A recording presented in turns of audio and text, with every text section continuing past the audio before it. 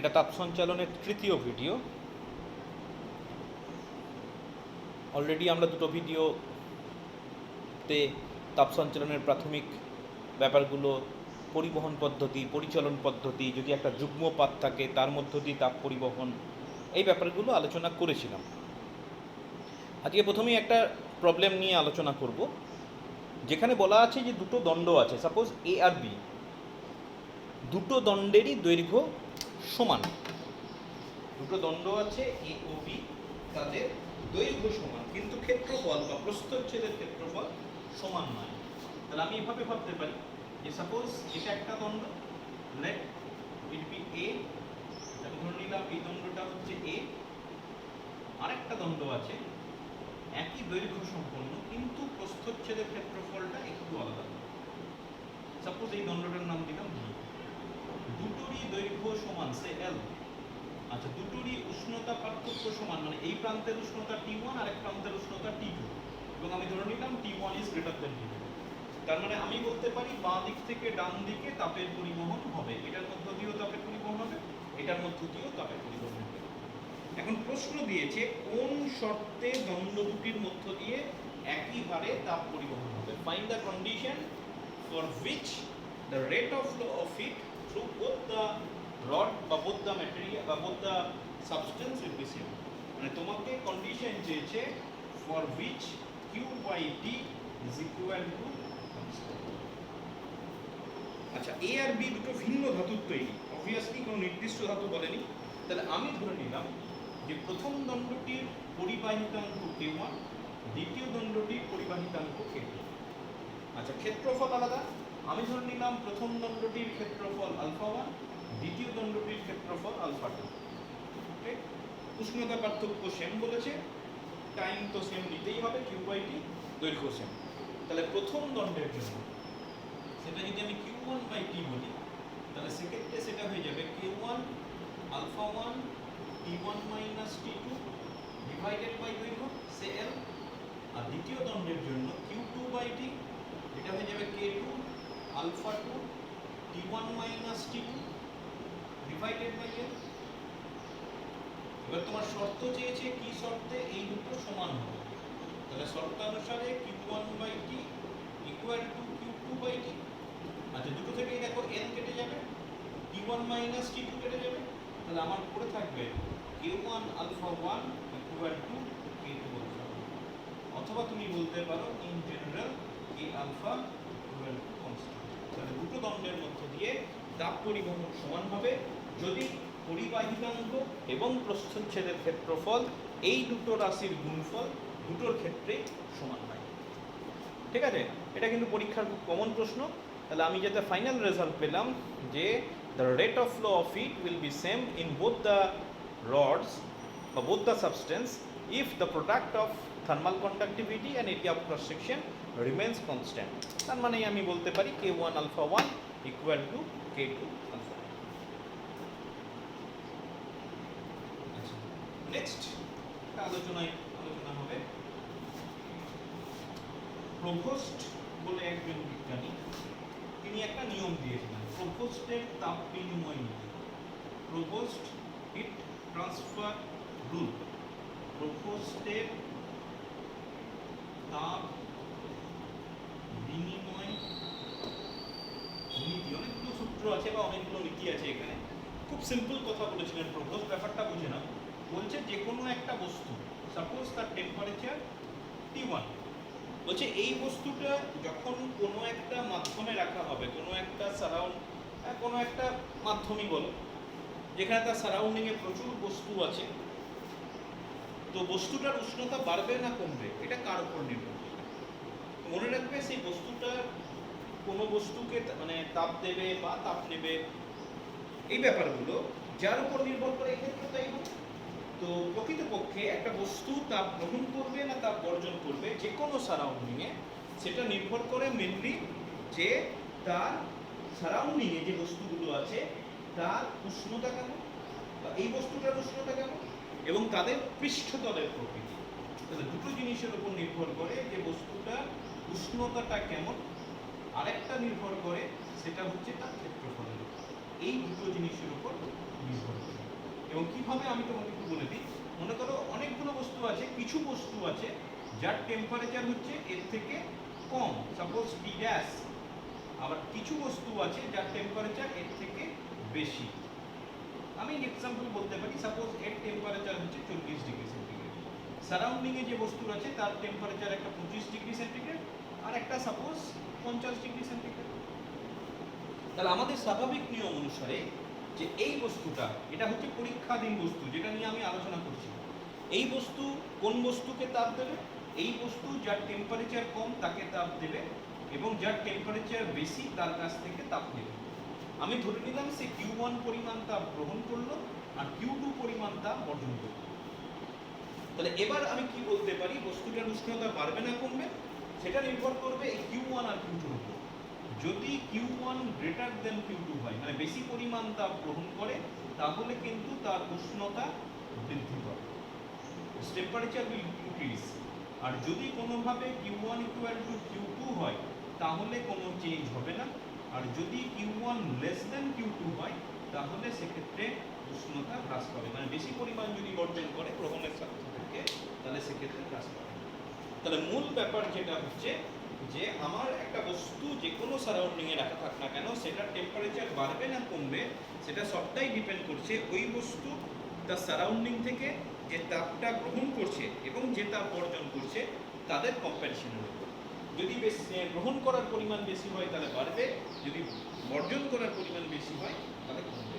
কেন এই ধরনের আলোচনা দরকার হলো? তার কারণ হচ্ছে একটা বস্তু যেখানেই রাখা হোক না কেন, তার সারাউন্ডিংয়ে প্রচুর অবজেক্ট আছে, এবং সেই অবজেক্টগুলো সবার টেম্পারেচার এক্সপেক্টেড সেম নয়।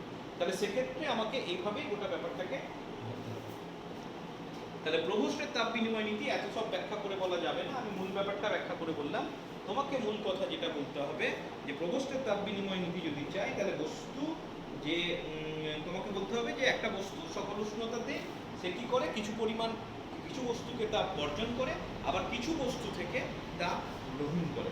ঠিক আছে, এবার বস্তু দ্বারা এই তাপ বিকিরণের হার কী নির্ভর করে? বস্তুর উপস্থিতির ওপর তো নির্ভর করেই না। কিসের ওপর নির্ভর করে? তোমাকে বলতে হবে এটা নির্ভর করে বস্তু উষ্ণতার ওপর এবং তার পারিপার্শ্বিক যে বস্তুগুলো রয়েছে তাদের প্রস্থচ্ছেদের ক্ষেত্রফলের ওপর বা প্রকৃতির ওপরও কিছুটা নির্ভর করে। এই গোটা ব্যাপারটাকে বলা হয় প্রভোস্টের তাপ বিনিময়। নেক্সট একটা গুরুত্বপূর্ণ আলোচনা আমরা করব, যেটাকে বলা হচ্ছে কৃষ্ণ বস্তু বা ব্ল্যাক বডি। কৃষ্ণ বস্তু বা ব্ল্যাক বডি। খুব সিম্পলি বলি যে একটা বস্তু, যে কোনো বস্তুর কথা বলছি, এটা কৃষ্ণ বস্তু নয়, সে কিছু পরিমাণ তাপ গ্রহণ করলো, any amount of it, maybe any value, suppose 100 calorie. একটা বস্তু যখন কিছু পরিমাণ তাপ গ্রহণ করে, সেই তাপটাকে সে তিনভাবে ব্যবহার করতে পারে। কিভাবে?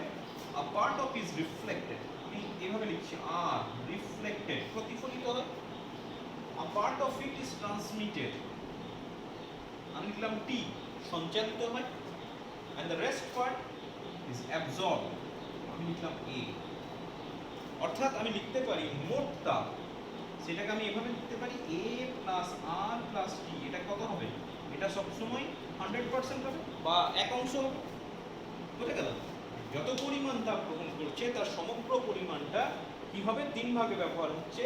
একটা হচ্ছে রিফ্লেক্টেড হচ্ছে, এটা যে কোনো বস্তুর জন্য। একটা পার্ট ট্রান্সমিটেড হয়, আরেকটা পার্ট অ্যাবজর্ব হয়, এবং এই তিনটে রাশিকে যোগ করলে আমি মোট তাপটা পেয়ে যাব। আমি 100% এভাবে লিখলাম। এবার ব্ল্যাক বডি কাকে বলছে? যদি কোনো বস্তু এরকম হয় যে তার মধ্য দিয়ে কোনোভাবেই হিটের ট্রান্সফার হয় না, তার মধ্য দিয়ে কোনো প্রকার তাপ প্রতিফলিত হয় না, যা কিছু হয় শুধুমাত্র এটা, মানে 100% অ্যাবজর্ব করে, সেই সমস্ত বস্তুকে আমরা কৃষ্ণ বস্তু বলব। একটা বস্তু তার উপর আপতিত তাপ যদি সম্পূর্ণরূপে শোষণ করে, কোনো ভাগই প্রতিফলিত বা সঞ্চালিত না করে, তাহলে সেক্ষেত্রে সেই বস্তুকে আমি বলবো ব্ল্যাক বডি বা কৃষ্ণ বস্তু। ঠিক আছে? The body which absorbs 100% heat incident on it, nothing is reflected or transmitted, is known as black body. এবার বলবে এটা সম্ভব বাস্তবে যে 100% সবই শোষণ করে নেবে? বাস্তবিক পক্ষে কিন্তু থিওরিটিক্যালি এটা পাওয়া যায় না। আমি জাস্ট তোমাকে এক্সাম্পল দিয়ে বলছি, ভূসা কালি, ল্যাম্প ব্ল্যাক যেটা বলে, সেই ভূসা কালিও কিন্তু 100% ব্ল্যাক বডি নয়, 96% ব্ল্যাক বডির মতো কাজ করে। 96% ব্ল্যাক বডির মতো কাজ করে মানে কি, 96% হিট অ্যাবজর্ব করে, বাকি যে 4% little part is transmitted and the little part is reflected। তাহলে ভূসা কালিকে আমি মোটামুটি একটা কৃষ্ণ বস্তুর মতো ভাবতে পারি। দেখ, আরেকটা জিনিস এখানে মনে রাখবে যে একটা বস্তু যে যত ভালো অ্যাবসর্ব করতে পারে সে তত ভালো রেডিয়েট করতে পারে। তুমি বলবে এটা আবার কি, রিফ্লেক্টেড ট্রান্সমিটেড তো জিরো হয়ে গেল। সাধারণ অবস্থার কথা বলছি না, এটা যদি একটা ব্ল্যাক বডি হয়, আমি যখন এই ব্ল্যাক বডির উষ্ণতা বৃদ্ধি করব, উষ্ণতা যত বাড়বে সে কিন্তু তত বিকিরণ করে, তাপ বিকিরণ করে। সেটা কিন্তু অন্য ব্যাপার, দুটোর মধ্যে গুলিয়ে ফেলো না। আমি পরিষ্কার বলছি যে যে বস্তু তার উপর আপতিত বিকিরণের সম্পূর্ণ অংশ শোষণ করে তাকে কৃষ্ণ বস্তু বলে। সে কোনোভাবেই রিফ্লেক্টেড বা ট্রান্সমিট করে না। কিন্তু এহেন বস্তুকে যখনই আমি হিট করব, যখন এর উষ্ণতা বাড়বে, দেখা যায় it can emit some radiation. একটা ব্ল্যাক বডি কিন্তু কিছু পরিমাণ তাপ রেডিয়েট করতে পারে whenever it is heated। যাই হোক, যেহেতু বাস্তবিক জীবনে এমন কোনো বস্তু পাওয়া যায় না যেটা 100% ব্ল্যাক বডি, তো বিজ্ঞানী ফেরি বলে একজন বিজ্ঞানী কৃষ্ণ বস্তুর ধারণা নিয়ে, কৃষ্ণ বস্তুর ধারণা কি ছিল, কোনো হিট রেডিয়েট হবে, কোনো হিট বেরোবে না, সবটাই অ্যাবজর্ব হবে। তো উনি এমন একটা কৃত্রিমভাবে বস্তু তৈরি করেছিলেন, দেখা গেছিল তাতে কৃষ্ণ বস্তুর সমস্ত ধর্মগুলো মিলে যাচ্ছে। কীরকম করেছিলেন দেখো, উনি কি করেছিলেন, একটা দুটো দেওয়াল বিশিষ্ট, দেওয়াল বিশিষ্ট এই রকমের ধাতুর তৈরি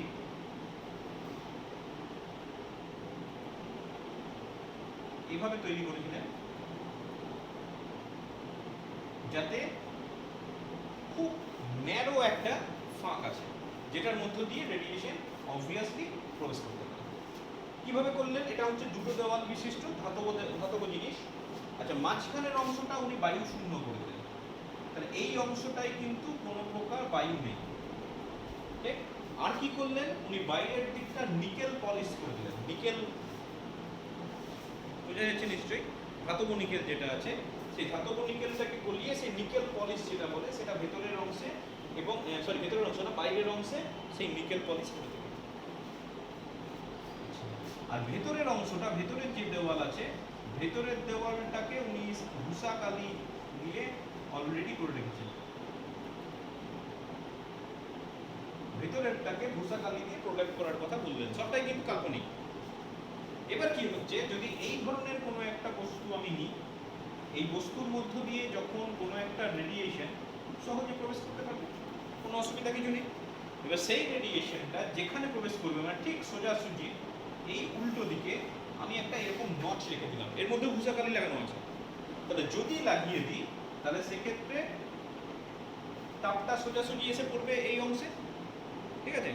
তাহলে এখানে যদি পড়ে, প্রথমবার যখন আপতিত হলো, সাপোজ এখান থেকে তুমি 100 ক্যালোরি তাপ আপতিত করলে, তাহলে প্রথমবার যখন এখানে এসে পড়লো, কি হবে ভূসাকালীন নিয়ম অনুসারে 96% শোষিত হয়ে যাবে।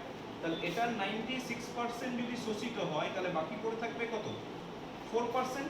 সেই 4% মানে কত, 4 ক্যালোরি। তাহলে একবার প্রতিফলিত হওয়ার পর, যেটা প্রতিফলিত হচ্ছে, একবার পড়ার পর যখন প্রতিফলিত হচ্ছে, তাহলে এই অংশটাই কতটা তাপ আছে, 4 ক্যালোরি তাপ আছে। দেখো 100 এর মধ্যে 96% শোষিত হয়ে গেল। এবার এখানে এইটুকু পর্যন্ত 4 ক্যালোরি আছে এখানে, আবার এ আবার প্রতিফলিত হলো, তাহলে 4 ক্যালোরির 96% শোষিত হয়ে গেল।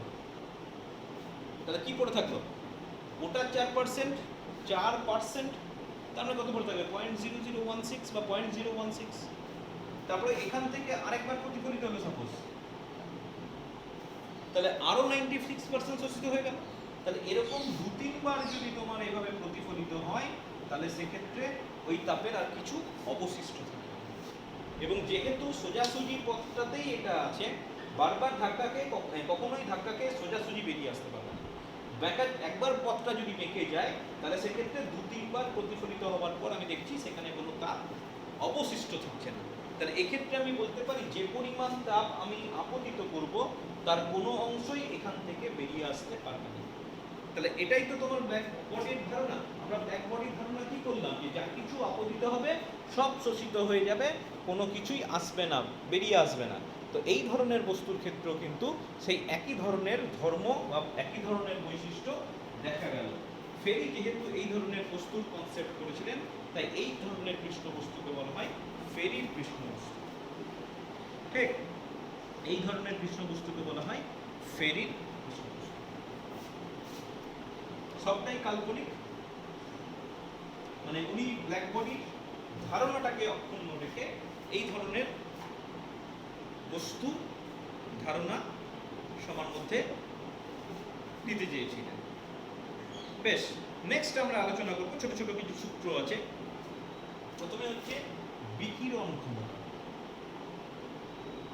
বিকিরণ ক্ষমতা, একটা বস্তুর বিকিরণ ক্ষমতা বলতে কি বোঝায়? এমিসিভ পাওয়ার।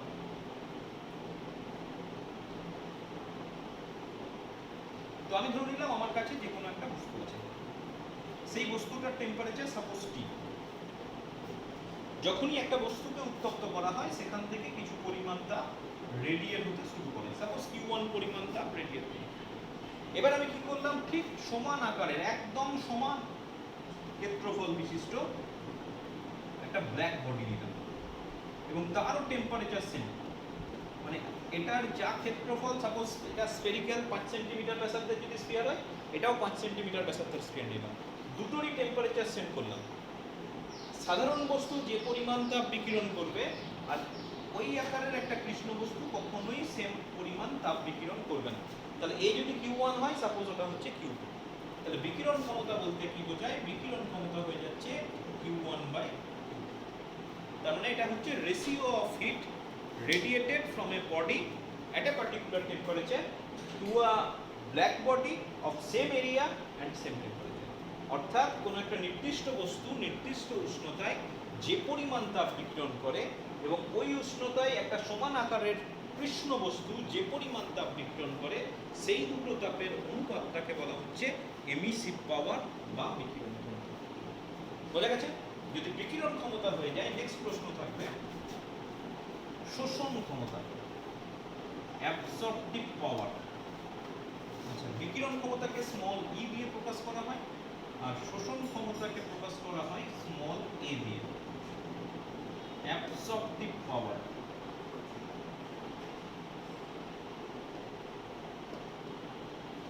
আচ্ছা কাকে বলা হয় অ্যাবসর্পটিভ পাওয়ার? যে কোনো বস্তুর কথা বলছি, সাপোজ এর উপর কিছু পরিমাণ তাপ আপতিত হলো, সে Q1। ঠিক, এ কিন্তু কি বলেছি, সবটা শোষণ করে না, একটা পার্ট সে শোষণ করে। আমি জাস্ট একটা উদাহরণ দিয়ে বলি, সাপোজ একটা বস্তুর উপর 100 ক্যালোরি তাপ আপতিত হলো, দেখা গেল সে 60 ক্যালোরি তাপ অ্যাবজর্ব করছে, বাকি সে যা খুশি করতে পারে, ট্রান্সমিট করতে পারে, রিফ্লেক্ট করতে পারে, যা খুশি করতে পারে। তাহলে সেক্ষেত্রে অ্যাবসর্পটিভ পাওয়ার বলতে বোঝায় 60/100, এটাকে শতকরা হিসেবে। তার মানে এর অ্যাবসর্পটিভ পাওয়ার হচ্ছে 60%। বোঝা গেল? একটা বস্তু তার উপর আপতিত বিকিরণের যে পরিমাণ বা যতটা অংশ শোষণ করে তাকে বলা হচ্ছে সেই বস্তুর শোষণ। অবভিয়াসলি কোনো একটা পার্টিকুলার টেম্পারেচারের কথা উল্লেখ করতে হবে, অর্থাৎ কোনো তল দ্বারা কোনো নির্দিষ্ট সময়ে শোষিত বিকীর্ণ তাপ এবং তার উপর আপতিত মোট বিকীর্ণ তাপের অনুপাত। এটা হচ্ছে আপতিত বিকীর্ণ তাপ, এটা হচ্ছে শোষিত, ঠিক আছে, বিকীর্ণ তাপ। এই দুটোর অনুপাতকে আমি বলবো অ্যাবসর্পটিভ পাওয়ার। যদি পার্সেন্টেজে হিসাব করতে হয় তাহলে পার্সেন্ট 100 দিয়ে গুণ করতে হবে। খুব সিম্পল ব্যাপার। তাহলে এই গেল তোমার বিকিরণ ক্ষমতা আর শোষণ ক্ষমতা। আচ্ছা, এই দুটোর উপর ভিত্তি করে একটা সূত্র আছে যেটাকে বলা হয় কিরচফস ল, কার্সফের সূত্র। বিজ্ঞানী কার্সফের নাম অনুসারে তিনি একটা সূত্র দিয়েছিলেন। আচ্ছা, কিরচফের কিন্তু অনেক সূত্র আছে, তো তোমাকে উল্লেখ করে দেবে, 11-এ আর নেই তো বলে দিচ্ছি। কিরচফের কিন্তু ইলেকট্রিসিটিতেও ল আছে, সেটা আমরা ক্লাস 12-এ বলবো। ওই একজনই বিজ্ঞানী, উনি কি করেছিলেন, এখানে একটা সূত্র দিয়েছিলেন। ওনার সূত্রের মূল কথা হচ্ছে যে কোনো একটা উষ্ণতায় একটা particular temperature, the ratio of emissive power to absorptive power, এটা অবভিয়াসলি কনস্ট্যান্ট। কি বললেন?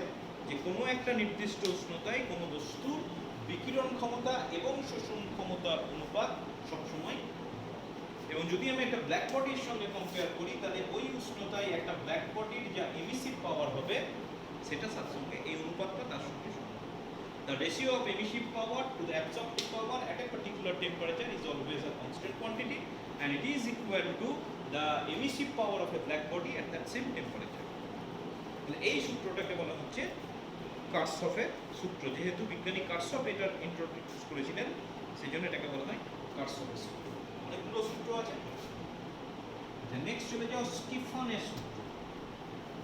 বিজ্ঞানী স্টিফানস ল। স্টিফান কি বলে দিলেন, যে ধরে নাও কোনো একটা বস্তু আছে আমার কাছে, সেই বস্তুটার উষ্ণতা হচ্ছে সাপোজ টি। এবার যখনই উত্তপ্ত করা হলো এই কিছু পরিমাণ হিট রেডিয়েট করবে। উনি বলে দিলেন কোনো একটা বস্তু একক ক্ষেত্রফলে এবং একক সময়ে, তার মানে এটা কিন্তু বিকীর্ণতাপটা দুটো শর্তে বলেছে, এক হচ্ছে একক ক্ষেত্রফল আর এটা হচ্ছে একক সময়। যে পরিমাণ তাপ বিকিরণ করবে সেটা বলছে উষ্ণতার চতুর্থ ঘাতের সঙ্গে।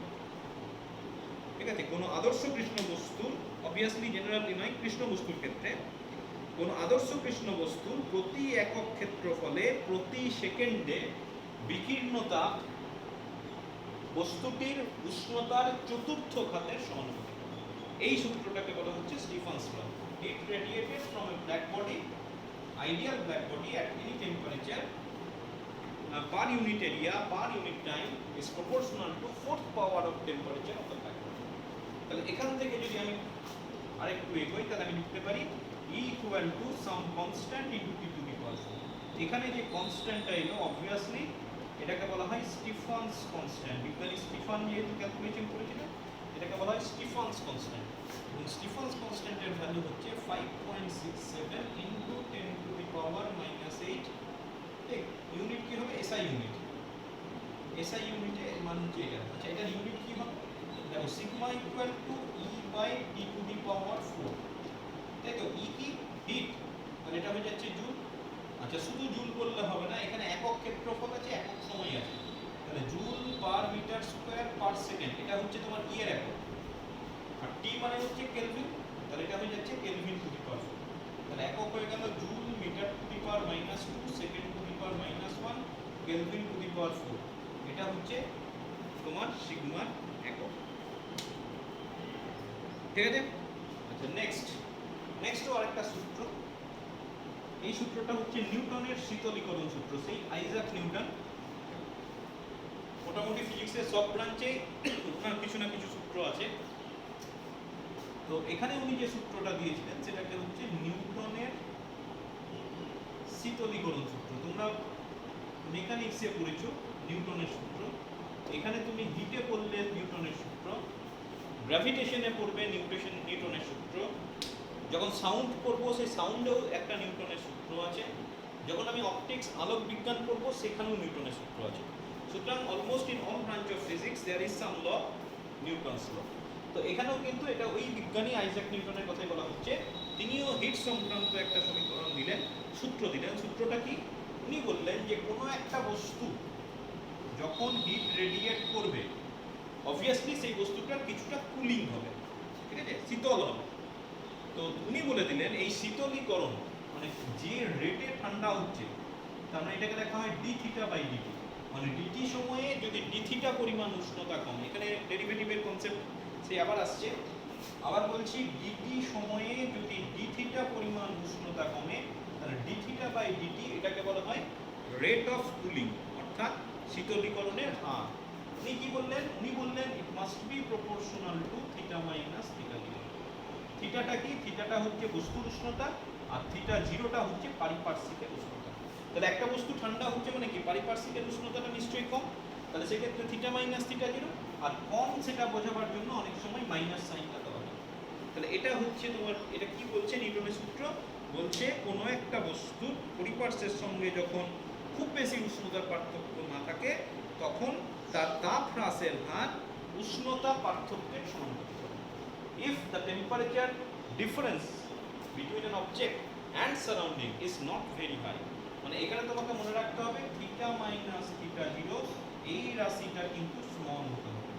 যদি স্মল হয় তাহলে rate of cooling is proportional to difference in temperature theta minus theta 0। এখানে উনি একটা কনস্ট্যান্ট এনেছিলেন d theta by dt equal to some constant into theta minus theta 0। এত কনস্ট্যান্ট দিয়েছেন যেখানে আলাদা করে নিউটনের কনস্ট্যান্ট বলে কিছু হয় না, কারণ সব জায়গাতেই তো সূত্র আছে। তো কতগুলো নিউটনের কনস্ট্যান্ট, প্রচুর নিউটনের কনস্ট্যান্ট। এটা একটা সিম্পল একটা কনস্ট্যান্ট, তুমি ভাবতে পারো এটা একটা সমানুপাতিক, ঠিক আছে? আচ্ছা, অনেক সময় এটাকে এভাবেও প্রকাশ করা হয়, আমি উষ্ণতা দিয়ে করলাম, অনেক সময় তাপ দিয়েও করা হয়। গোটা ব্যাপারটা তোমার একই আসবে, যে উষ্ণ, আমি বলছি রেট অফ কুলিং, তো তাপ কমছে বলতে, তাহলে অনেক সময় দেখবে অনেক বইয়ে এটা ডিকিউ বাই ডিটি দিয়েও কিন্তু ব্যাখ্যা করা আছে। তো ডিকিউ বাই ডিটি মানেই ডি থিটা বাই ডিটি, তার কারণ হচ্ছে কিউ ইকুয়াল টু এমএসটি। তাহলে আমি যদি ডিকিউ বাই ডিটি করি তাহলে এটা এম আর এস কনস্ট্যান্ট, এটা পড়ে থাকবে ডি থিটা বাই ডিটি। আর যে কোনো বস্তুর জন্য এম ইনটু এসটা কনস্ট্যান্ট, তাহলে ডিকিউ বাই ডিটি মানেই কিন্তু ডি থিটা বাই ডিটি। খালি তোমাকে একটা জিনিস মনে রাখতে হবে, এখানে কিছু শর্ত আছে। শর্তটা কি? First of all this difference in temperature must be very small. এই উষ্ণতার পার্থক্যটা খুব কম হতে হবে, খুব বেশি হওয়া যাবে না। আর যখন প্রসেসটা চলবে সেই সময়ে যেন বাইরে থেকে কোনোভাবে তাপের আদান প্রদান না ঘটে, যেন পরিবেশের উষ্ণতা খুব বেশি চেঞ্জ না হয়। এই গেল তোমার নিউটনের সূত্র। আচ্ছা, আরেকটা সূত্র এখানে আছে, অনেকগুলো সূত্র, কোন সূত্রগুলো পরীক্ষাতে বেশ আসে। ভিনের সূত্র।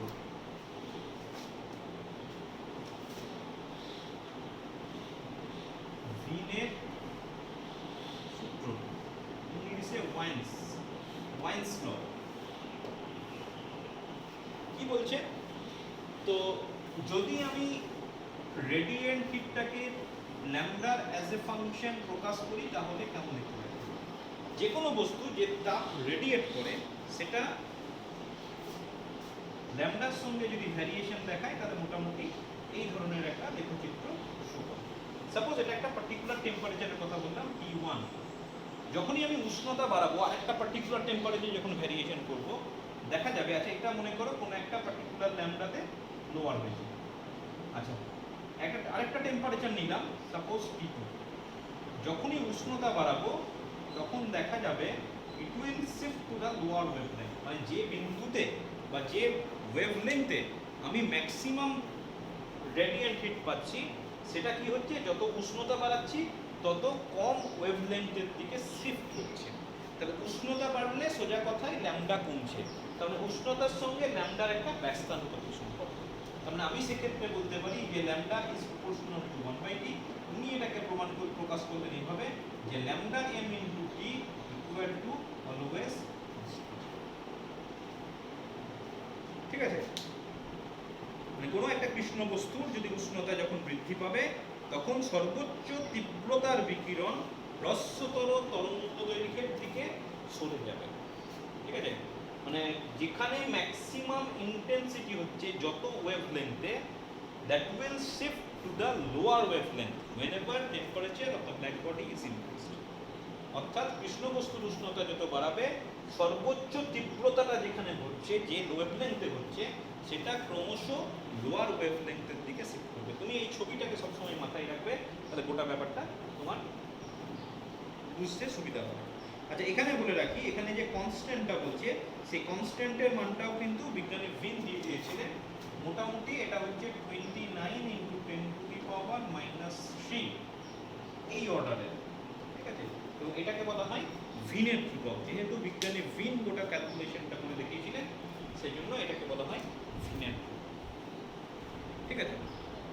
বেশ, নেক্সট বই যদি খোলো এই অংশটাতে গ্রিন হাউসের কনসেপ্ট আবার দেওয়া আছে। যদিও তুমি ছোটবেলা থেকে পড়ে আসছো গ্রিন হাউস কি, গ্রিন হাউস গ্যাস কি, কিভাবে গ্রিন হাউস গ্যাস প্রভাব কমানো যায়, কিভাবে উষ্ণতা বৃদ্ধি পাচ্ছে, এই সব ব্যাপারগুলো আছে।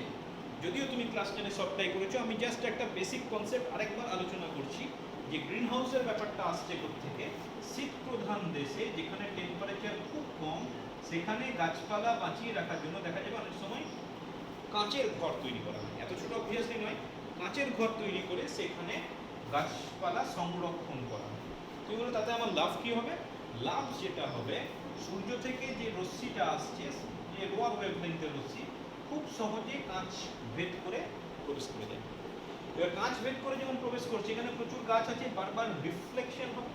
এবার যত তোমার রিফ্লেকশন হবে, সাপোজ আমি 100 ক্যালোরি তাপি নিচ্ছি, যখনই প্রতিফলন ঘটবে, মনে করে কিছুর একটার উপর পড়লো, এই যার উপরই পড়ুক, এই একটা গাছের উপর পড়লো, এত বড় গাছ হয়তো থাকে না, গাছের উপর পড়লো, গাছ কিন্তু কিছুটা অ্যাবজর্ব করবে, তাই তো? কিছুটা যখন অ্যাবজর্ব করবে, বাকিটা প্রতিফলিত হবে। তার মানে গাছ অ্যাবজর্ব করে নিল মানে কি, শক্তিটা কমে গেল। এবার তুমি একটা জিনিস মনে রাখবে যে E is proportional to 1/λ। তড়িৎচুম্বকীয় তরঙ্গের ক্ষেত্রে সবসময় এনার্জি ল্যামডা ব্যস্ত। এবার যখনই প্রতিফলিত হয়ে গেল, তার এনার্জি কমে গেল। এনার্জি কমে গেল মানে কি, তার ওয়েভলেন্থ বেড়ে গেল। এবার যখনই ওই তরঙ্গের ওয়েভলেন্থটা বেড়ে যাচ্ছে, সে কিন্তু কাঁচ ভেদ করে আর বাইরে বেরিয়ে আসতে পারছে না। মানে এই তাপটা 2-4 বার প্রতিফলিত হয়ে সাপোজ এখানে ধাক্কা খেল, সে কিন্তু আর বাইরে বেরোতে পারছে না। তার কারণ কি, সে যখন বারবার প্রতিফলিত হয়েছে, তার এনার্জি বারবার রিডিউস হতে গেছে এবং তার ওয়েভলেন্থ ক্রমশ বাড়তে শুরু করেছে। যেহেতু তার ওয়েভলেন্থ ক্রমশ বেড়ে যায়, সে তখন কাঁচ ভেদ করে আর বাইরে বেরোতে পারে না। এর ফলে কি হয়, সূর্যের সেই তাপটা এই ঘরের মধ্যেই আবদ্ধ থাকে, বাইরে বেরোতে পারছে না। উষ্ণতা অনেকটা বেশি বেড়ে যায়। বাইরের মনে করো পাহাড়ি অঞ্চল তো, টেম্পারেচার মনে করো অনেক ক্ষেত্রে তোমার 0-র কমও থাকতে পারে, কিন্তু ভেতরের উষ্ণতা কিন্তু সাফিসিয়েন্ট বেশি থাকে, যাতে যে গাছগুলো খুব ঠান্ডা সহ্য করতে পারে না, বাঁচতে পারে না, বৃদ্ধি হতে পারে না, সেই গাছগুলোকে ওই কাঁচের ঘরে সংরক্ষণ করা যায়। এবং ওই ক্ষেত্রে ওই কাঁচের ঘরটাকে বলা হয় গ্রিন হাউস। এবার আমাদের এখানে, আমাদের পৃথিবীতে কি ঘটনা ঘটছে, যে আমাদের যে পৃথিবী আছে, সেই পৃথিবীর চারদিকে একটা বায়ু, বিভিন্ন গ্যাসের একটা আস্তরণ রয়েছে। সূর্যের তাপ যখন প্রবেশ করে, ওই একই নিয়মে খুব সহজে সেই বায়ুমণ্ডলের স্তরটাকে বা গ্যাসের স্তরটাকে ভেদ করে খুব সহজে প্রবেশ করে দিতে পারে। কিন্তু যখনই, এটা কিন্তু ইলেকট্রোম্যাগনেটিক ওয়েভ, বিকিরণতাপ যেটা বলছি, দ্যাট ইজ ইলেকট্রোম্যাগনেটিক ওয়েভ। তাহলে যখনই ওটা প্রতিফলিত হচ্ছে বারবার, কেউ না কেউ, মানে আমরা সবাই তো শোষণ করে নিচ্ছি, এর ফলে কি হচ্ছে, তার এনার্জিটা কমতে শুরু করছে। আর যখনই এনার্জি কমছে, একটু আগে লিখেছিলাম E proportional to 1/λ, ওর তরঙ্গ দৈর্ঘ্যটা ভীষণভাবে বেড়ে যায়। এবার যেহেতু তরঙ্গ দৈর্ঘ্য বেড়ে যায়, তখন এবার কি হচ্ছে, যখন প্রতিফলিত হয়ে বেরিয়ে যেতে চাইবে, মহাকাশে যেতে চাইবে, সেই তাপটা কিন্তু আর মহাকাশে যেতে পারে না, that is trapped within this gaseous environment. ওই গ্যাসের এনভায়রনমেন্ট বা গ্যাসীয় স্তরটাকে ভেদ করে ও আর বাইরে যেতে পারে না। এর ফলে কি হয়, সেই তাপটা এর মধ্যে আবদ্ধ হয়ে যায়, পৃথিবীর উষ্ণতা ক্রমশ বাড়তে থাকছে। এই লেয়ারটা কেন তৈরি হয়, মেনলি কার্বন ডাই অক্সাইড। যত বেশি কার্বন ডাই অক্সাইড তৈরি হয়, এই লেয়ারটা, মানে এই বলতে পারো এই গ্যাসের লেয়ারটা তোমার এটা গ্রিন হাউস গ্যাসের মতো কাজ করে। সেই জন্য বলা হয় যে গাছ কাটা যাবে না, কার্বন ডাই অক্সাইডের পরিমাণ বাড়ানো যাবে না, বা এমন কিছু গ্যাস ব্যবহার করা যাবে, এমন কিছু জিনিস ব্যবহার করা যাবে না যাতে তোমার ওই গ্রিন হাউস গ্যাসগুলোর প্রভাব বৃদ্ধি পায়। ঠিক আছে, যাই হোক, সবটাই তোমার জানা ছিল, আমি জাস্ট বললাম। আচ্ছা, কি ক্ষতি হয়, কি প্রতিকার নিতে হবে, এইসব ব্যাপারগুলো সব তুমি জানো। আমি আর এখানের মধ্যে আলোচনার মধ্যে আনলাম না, আমি 2-একটা অঙ্ক আলোচনা করে দিচ্ছি। নিউমেরিক্যালস বলছে, একই উপাদানে দুটো বস্তুর কথা বলছে।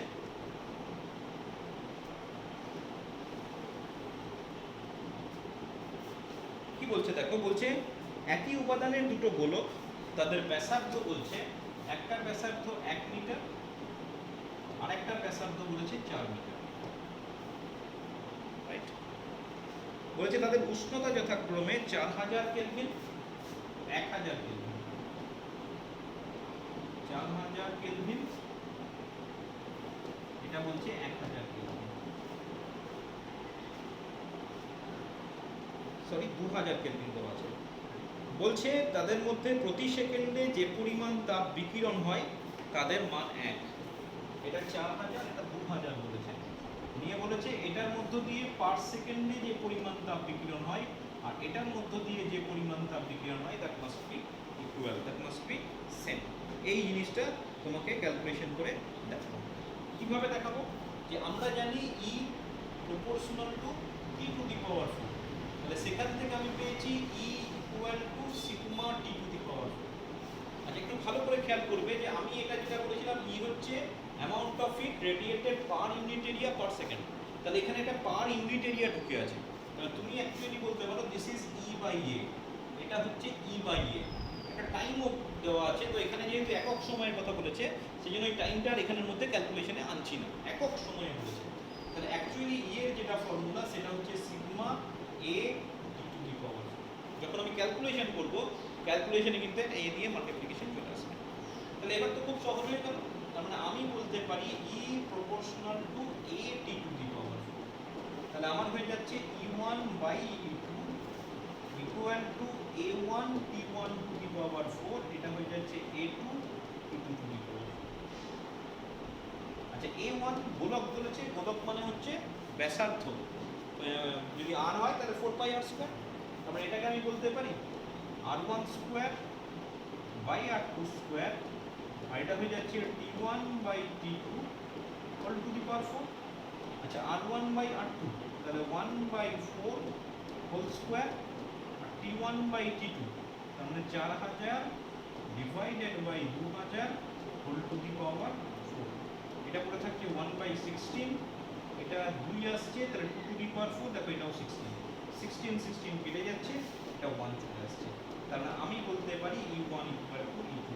এই জিনিসটা কিন্তু অবশ্যই এই লাইনটা অবশ্যই খেয়াল রাখবে যে আমাদের স্টিফানের ফর্মুলায় কিন্তু পার ইউনিট এরিয়া কথাটা ইউজ করা আছে। তাহলে যখন আমি ক্যালকুলেশন করব তখন কিন্তু আমাকে এরিয়ার ব্যাপারটা ক্যালকুলেশনে আনতে হবে, তাহলে কিন্তু অঙ্ক ঢুকে যাবে। ঠিক আছে? আচ্ছা বলছে সূর্যের উষ্ণতা কত হলে, ভিনের সূত্র দিয়েও অঙ্ক থাকে। ভিনের সূত্র খুব ইজি, যেখানে বলছে lambda into T equal to constant. বলছে সূর্যের উষ্ণতা কত হলে টেম্পারেচারটা চাইছে যাতে 5500 অ্যাংস্ট্রম তরঙ্গ দৈর্ঘ্যের বিকিরণ সর্বাধিক হবে। মানে lambda equal to 5500 angstrom, lambda m বললাম, ম্যাক্সিমাম একটা ব্যাপার আছে। তাহলে 5500 into 10 to the power minus 10 metre. তোমাকে টি এর মান কত জানতে চাইছে, বি এর মান তোমার দিয়ে দেওয়া আছে, বি এর মান বলেছে 29।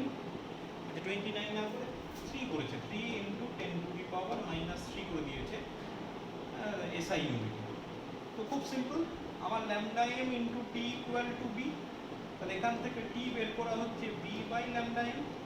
এখান থেকে তুমি খুব সহজে টি এর মানটা বের করে দিতে পারবে। এটা আমি আর ক্যালকুলেশনটা করছি না।